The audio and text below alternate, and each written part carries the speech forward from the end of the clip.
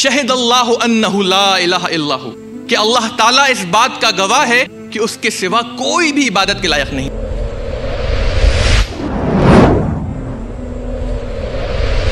कि शैतान के बारे में अल्लाह ने हमें बताया कि ये तुम्हारा खुला दुश्मन है, लेकिन हकीकत ये है कि इस दुश्मन को हम देख नहीं सकते।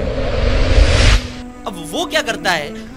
वो शख्स वो ऐसी चीजें करता है जो अल्लाह को खुश नहीं करती है, लेकिन शैतान को खुश करती है। अल्लाह शिर्क कभी माफ नहीं करेगा, उससे कम जो गुनाह हो वो जिसके लिए चाहे माफ करे।